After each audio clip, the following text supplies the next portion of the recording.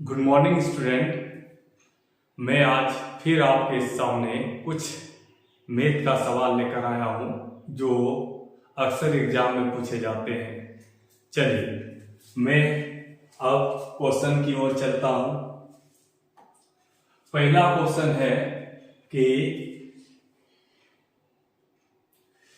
12-18-6 का चौथा अनुपात, ठीक ना, चतुर्थ अनुपात और 4 और k का तृतीय अनुपात बराबर है। तो चतुर्थ अनुपात जो भी है 12, 18 और 6 का जो भी चतुर्थ अनुपात है वो बोल रहा है 4 और k का तीसरे अनुपात के बराबर है। तो चतुर्थ अनुपात किस तरह निकालते हैं देख लीजिए। चतुर्थ अनुपात मतलब हो गया 12/18 बराबर 6/x, यानी इसका चौथा अनुपात मैंने x मान लिया। तो x बराबर क्या हो जाएगा आपका 6 × 18/12, 6 दूना 12, ये 9 बार में चला गया, यानी x बराबर 9 हो गया।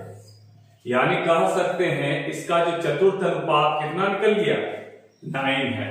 बोलता है चतुर्थ अनुपात जो है इसका तीसरे अनुपात के बराबर है, इसका तृतीय अनुपात। तो तृतीय अनुपात बराबर सूत्र होता है, ये अगर a लेते हैं ये अगर b लेते हैं तो b² होता है। यानी आप लिख सकते हैं क्या k² बराबर क्या हो जाएगा आपका कितना के बराबर है 9 के बराबर है। तो k बराबर हो जाएगा k² बराबर 9 4 ये यहां चला जाएगा 4 × 9, यानी k बराबर √36, यानी k बराबर क्या हो जाएगा 6 हो जाएगा। तो आपका k का मान क्या आ जाएगा 6 आ जाएगा। चलिए अब इसी प्रकार हम अगले प्रश्न की ओर चलते हैं। कह रहा है a और b का मासिक आय का अनुपात 4:5 है, ठीक ना। a और b का मासिक आय का अनुपात क्या है 4:5 है। उनके मासिक व्यय मतलब खर्चा का अनुपात 3:8 है, यानी व्यय का अनुपात, व्यय मतलब खर्चा का अनुपात 3:8 है। यदि a की आय b के व्यय के बराबर है, मतलब a का जो भी आय होगा, a का जो भी आय, a का आय यहां पर ना 4, a का जो भी आय होगा b के व्यय के बराबर होगा। यानी ये 8 है ये 4 है, इसको बराबर करने के लिए इसको कितना से मल्टीप्लाई कीजिएगा। अगर ये 8 बराबर कर दिया मैंने, कितना से मल्टीप्लाई किया 2 से किया, इसको भी आप 2 से मल्टीप्लाई कीजिएगा, क्या हो जाएगा 10 हो जाएगा। अब देखिएगा बराबर हो गया। बोलता है a की आय b की व्यय के बराबर है, b के व्यय के बराबर है। a और b के बचत का अनुपात क्या हो गया। तो आप जानते हैं आय घटाव खर्चा बराबर बचत। बचत का अनुपात जो होगा 8 में 3 गया 5 अनुपात 10 में 8 गया 2, बचत का अनुपात 5:2 हो जाएगा, यानी ऑप्शन नंबर 3 हो जाएगा। ठीक, तो अगले प्रश्न की ओर फिर चलते हैं हम लोग। किसी निश्चित कार्य को करने के लिए x और y का कार्य क्षमता मतलब पावर आपको दिया गया है। x और y का जो पावर दिया हुआ है वो 5:4 है। ये क्षमता का अनुपात दिया है, ठीक ना। किसी कार्य को करने के लिए x y का कार्य का अनुपात 5:4 है। एक साथ कार्य करते हुए इस कार्य को 10 दिन में समाप्त करते हैं। दोनों मिलकर अगर काम कर रहे हैं तो इस कार्य को 10 दिनों में समाप्त करते हैं। यानी एक दिन में कार्य करने का x का 5 है, y का 4 है, दोनों मिलाकर एक दिन में कितना करेंगे 9 करेंगे, दोनों मिलाकर एक दिन में 9। तो ये 10 दिन करते हैं, यानी टोटल वर्क इज 90 हो जाएगा। टोटल काम कुल काम कितना हो जाएगा 90 हो जाएगा आपका। चलिए पूरा काम आपका 90 हो गया। y अकेले कार्य शुरू करता है। फिर बोलता है अगला स्टेप कि वाई जो है अकेले काम शुरू करता है और 5 दिन के बाद छोड़ के चला जाता है। वाई तो स्टार्ट करता है लेकिन 5 दिन के बाद छोड़कर चला जाता है। वाई एक दिन में कितना करता है? 4 करता है। तो ये 5 दिन में कितना करेगा? 20 करेगा। यानी ये 5 दिन में 20 काम करके चला जाता है। आपका टोटल काम कितना है? 90। 90 में वाई जो है 20 काम करके चला जाता है। तो बचा कितना काम? 70 काम। एक्स अकेले शेष कार्य को कितने दिनों में पूरा करेगा? ये जो कार्य है 70 कार्य को बोला है एक्स कितने दिनों में पूरा करेगा। तो एक्स का एक दिन में करने का 5, तो 70 करने में कितना दिन लग जाएगा? 14 दिन लग जाएगा। तो एक्स को पूरा करने में कितना दिन काम लगेगा?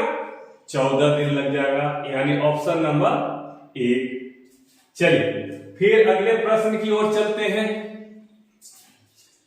18 व्यक्ति प्रतिदिन 8 घंटे कार्य करते हुए 10 दिन में 3 यूनिट काम करते हैं। 18 व्यक्ति है, प्रतिदिन कितना? 8 घंटा करता है और 10 दिन में 3 यूनिट काम कर लेता है। तो बोलता है 25 व्यक्ति 6 घंटे प्रतिदिन कार्य करके 5 यूनिट कितने दिनों में पूरा करेगा? तो आप जानते हैं एक फॉर्मेट होता है MDH बटे 1, M1 D1 H1 W1 बराबर M2 MDH मतलब 2 2 2 M2 D2 H2 बटे W2। चलिए इस पर आपको बैठा दीजिए। चलिए M कितना है? 18 व्यक्ति है, गुना D कितना है? डे कितना है? 10 दिन है, घंटा कितना? 8। कितना? वर्क क्या होता है? यूनिट। 3 यूनिट है बराबर कितना आदमी? 25 आदमी बोलता है सेकेंड में। फिर 6 घंटे यानी दिन निकालना है ना, दिन समझ लीजिए, एक्स मान लीजिए, गुना 6 घंटे बटे कितना? 5 यूनिट को कितने दिनों पूरा करेंगे? तो 18 व्यक्ति प्रतिदिन 8 घंटा करते हुए 10 दिन में 3 यूनिट कार्य पूरा करता था। 25 आदमी 6 घंटे प्रतिदिन कार्य करके 5 यूनिट कितने दिनों में पूरा करेंगे? तो चलिए इस तरह बैठिए। चलिए अब इसको सोल्व कीजिए। 5 गुना 10, 5 पचे 25, ये 5 कट गया। 6 एकम 6, 6 तिया 18। अब ये 3 कट गया, यानी x बराबर कितना? 8 गुना 16 दिन में समाप्त कर देगा।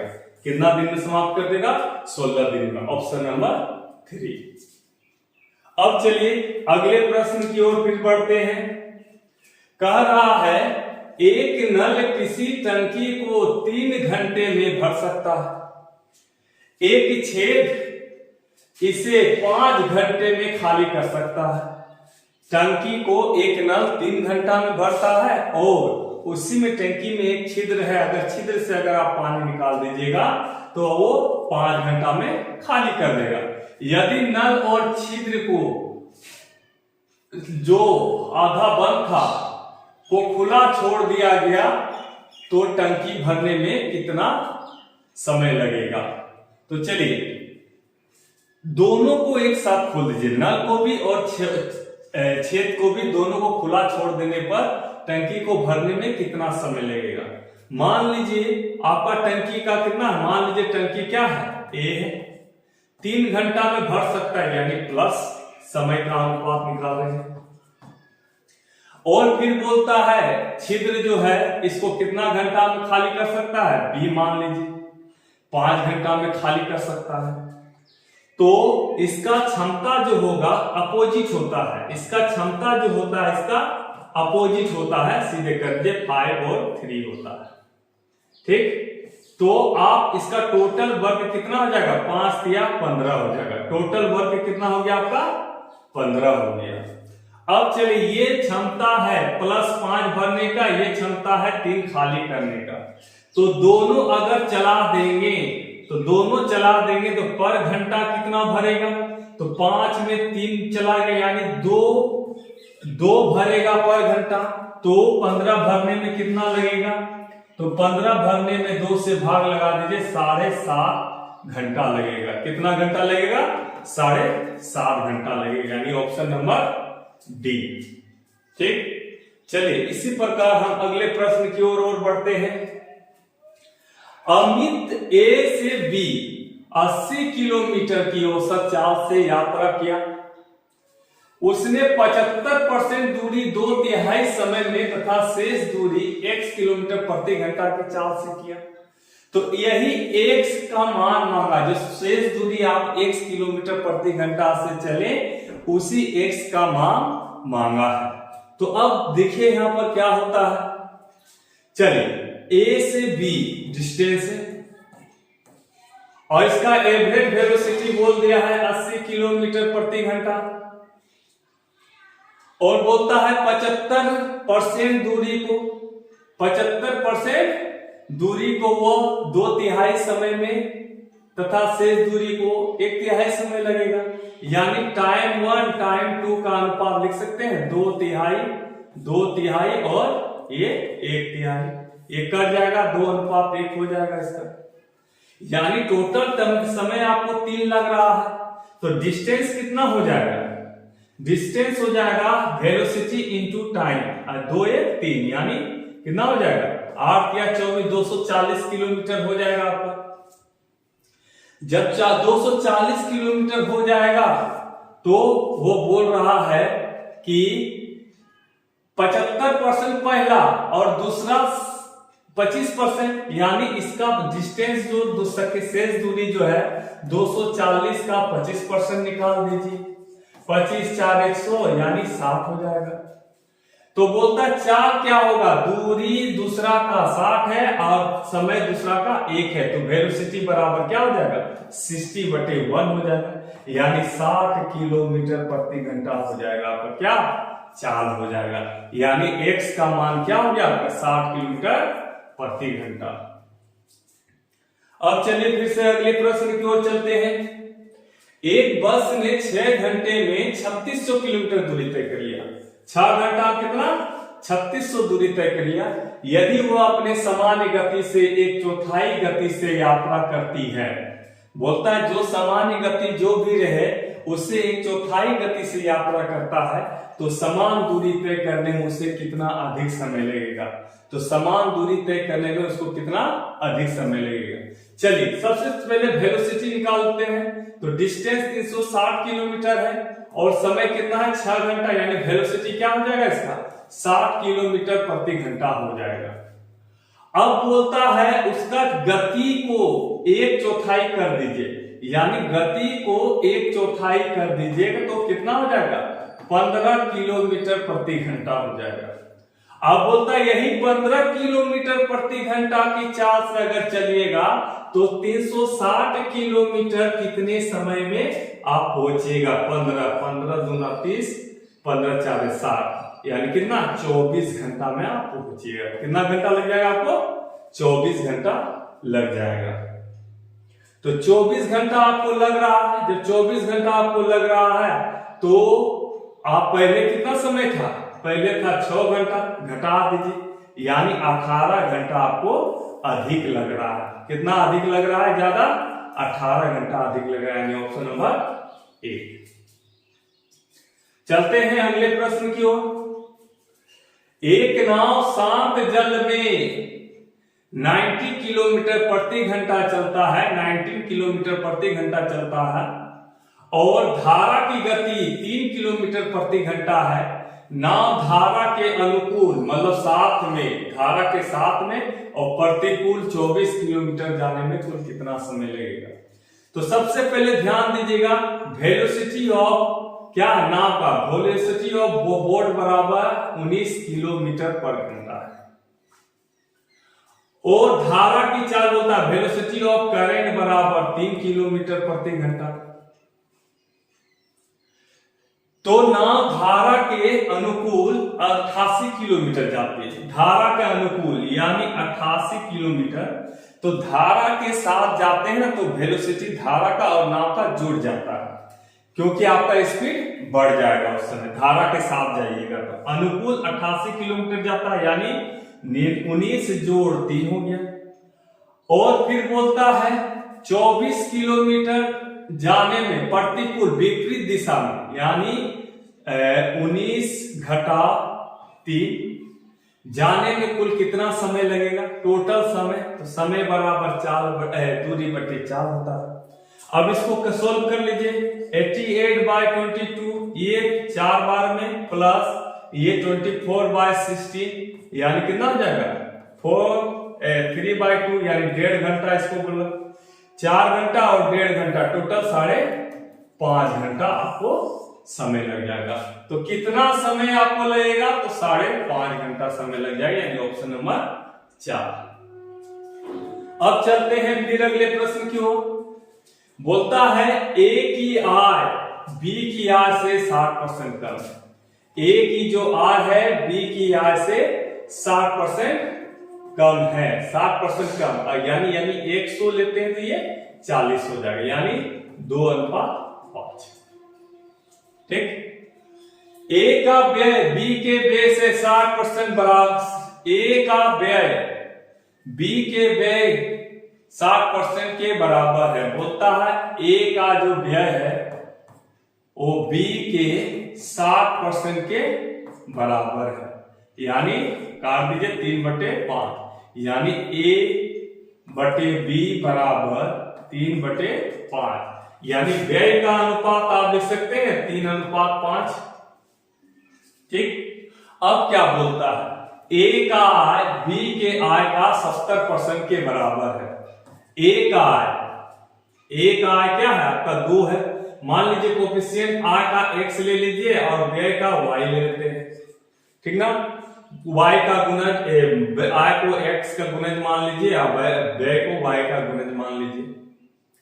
तो बोलता है a का आय यानी 2x, b के व्यय का 70% है, b का व्यय 5y है ना, b का व्यय, और a का आय कितना 2x है। बोलता 70% के बराबर है। 1 सुना कट गया, 5 दूना 10 हो गया, ये नीचे आ जाएगा, यानी x/y का जो अनुपात हो गया 7/4 हो जाएगा, यानी x का वैल्यू 7 और y का वैल्यू 4। तो a और b का बचत का अनुपात क्या होगा, a और b का बचत का अनुपात, x का 7, a और b का बचत का अनुपात। तो बचत बराबर क्या होता है ये बताइए आप।